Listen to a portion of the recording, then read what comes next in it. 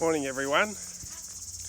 Well, I'm just parked at this little reserve park and it's a Monday, it's a public holiday here today, so I'm just sort of doing nothing really, just chilling out, relaxing. I plan to do nothing.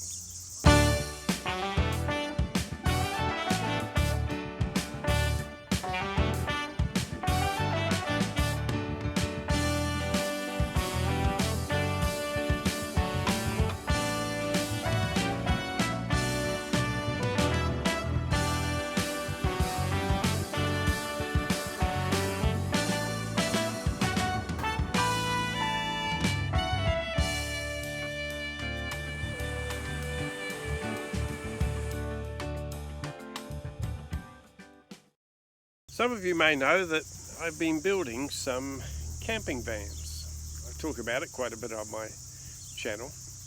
I started doing this as a hobby or an interest because I like building, I like making things, I'm quite a creative person.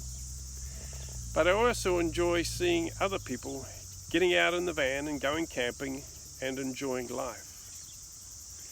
And often if someone's never done it before, they get a camping van, all of a sudden they have this freedom and it actually changes their life. It enhances their life. They become happy and free, and rather than just work, they make plans to escape and get away and do nothing, relax and enjoy the great outdoors. And this is always good to see. When someone buys one of my vans, they just love it so much and it changes their lives. And often stay in touch with me and tell me how much they enjoy the van. But this pastime or hobby is slowly growing into a business. So I'm building more and more vans, which is great because I really enjoy it. I love the creative side of it. And I've been traveling around and going camping in these vans for about a year now, so I have a little bit of experience. I know what works, I know what doesn't work. I know good places to stay and the bad places, the places that aren't so good to stay or go camping. I know what to pack up, I know what to take. I'm not a full-time nomad living in my van like some of these people on YouTube in America. And I follow them actually because I really enjoy it. I think they have a wonderful life, they've chosen to do this. And I would love to do it, to be honest. But because of my job, because of my responsibilities and my circumstances, it's not going to work for me at the moment. Not to say that one day it won't, and maybe one day I will be on the road. But because I'm building these vans and selling them now, I've had to make it my job to learn the rules and the laws in regards to camping, freedom camping, stealth camping, and camping around New Zealand generally. And the laws and the rules are changing. So I've started to read a bit more. I've joined the Motorhome and Caravan Association, and they've sent me all their books and their brochures, and I can start reading and finding out about the rules, the do's and don'ts, what you can do, what you can't do. So today I thought I would do a bit of a talk about camping in New Zealand in regards to vans. Freedom camping, stealth camping, what's the difference? In the United States and America they do a lot of stealth camping or boondocking, they call it, parking up somewhere for the night and just sleeping and then moving on the next day because it's free. In New Zealand we call this freedom camping. There are places in New Zealand when you can park and just sleep the night and move on the next day for free without staying at a campground. We don't call this stealth camping, we call it freedom camping. But what is the difference? Can you do stealth camping in New Zealand? I get asked this, and what is the difference between stealth camping and freedom camping? So I thought I would clear this up today, as I do get asked these kind of questions. When I'm selling my vans on the website, people say, "Oh, is it self-contained? Can you legally park and the rules are changing, so I thought today I would talk about this and clear up a few issues in regards to freedom camping and stealth camping in New Zealand. New Zealand is broken up into areas, and each area has a council, and the council can make local rules and regulations for that area in regards to the environment and all sorts of issues. But in regards to freedom camping, some areas or some councils have very strict laws. They say there is no freedom camping allowed in our area. One part of New Zealand is called the Coromandel, a very beautiful, popular place during the summer.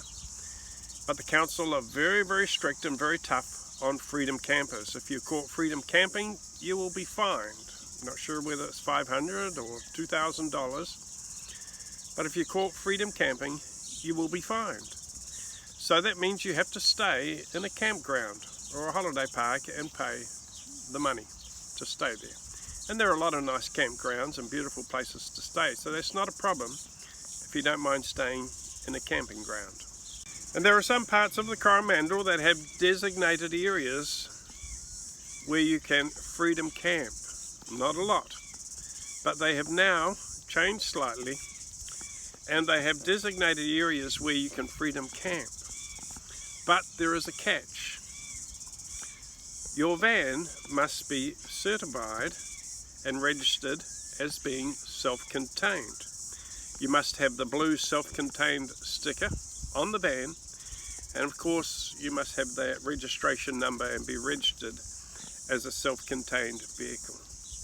If you have this and you are parked in the designated freedom camping area, you will not be fined. It is free and it is safe to park there.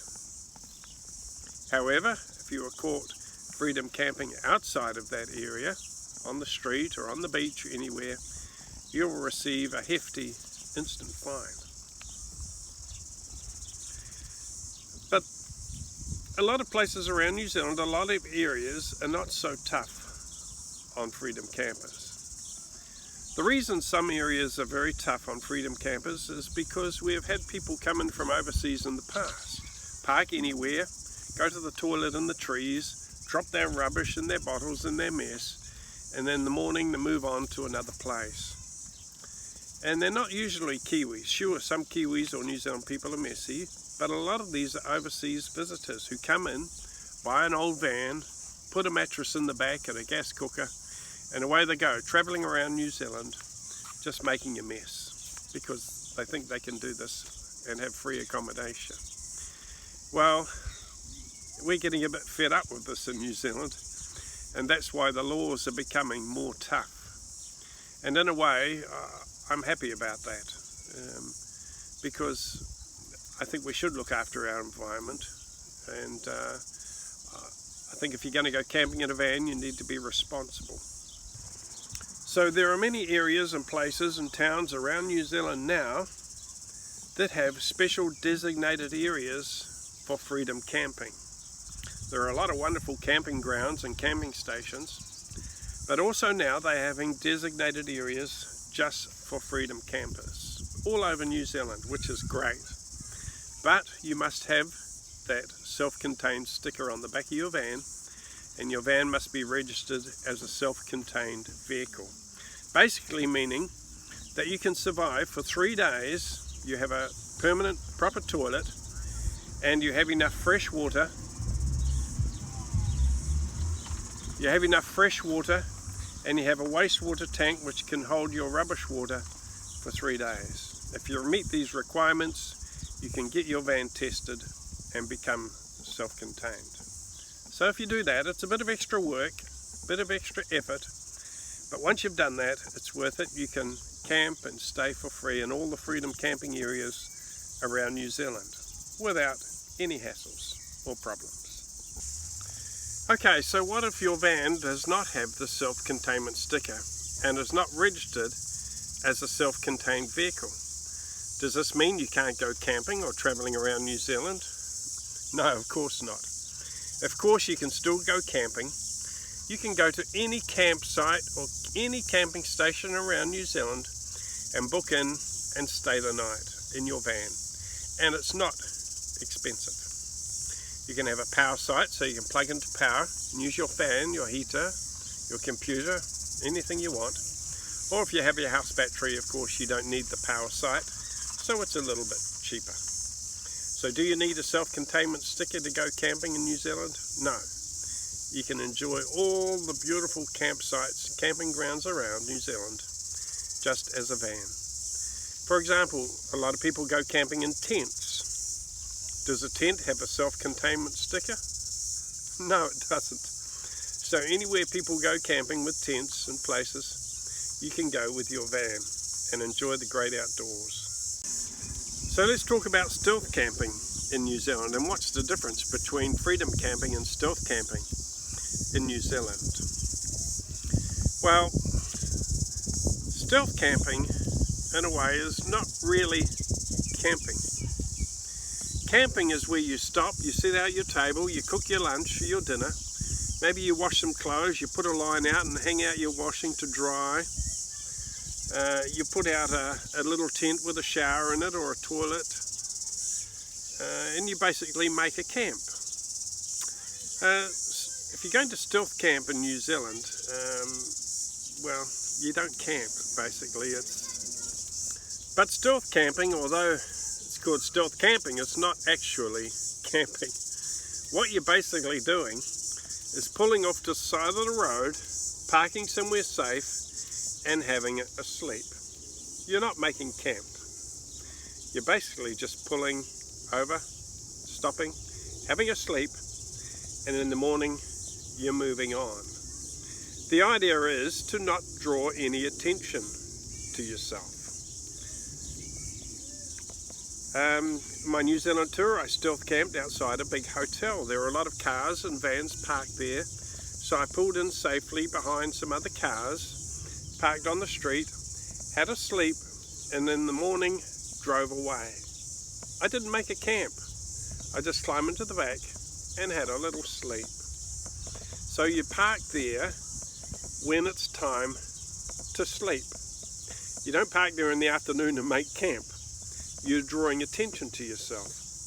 You park there at 10 o'clock or 10:30 when you want to sleep, climb in the back, have a sleep in the morning.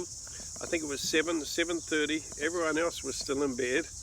I climbed into the front and drove off down to the lake, somewhere nice at a beautiful park where it's perfectly legal to have a picnic and cook breakfast. So really I'm only parked on the road for those few hours in darkness to have a little sleep. Nobody knows that there is someone sleeping in the back, and I'm not actually making a camp. However, in some parts of New Zealand, like I mentioned in the Coromandel, if they find you sleeping in your van, they could interpret this as camping. So maybe you'll get a fine. But most parts around New Zealand, or if you're in a city or in a town somewhere, just park on the street with the other cars, have a sleep in the back, and then early in the morning move on. Nobody knows you've even slept, or nobody even knows you've even been there. That is stealth camping.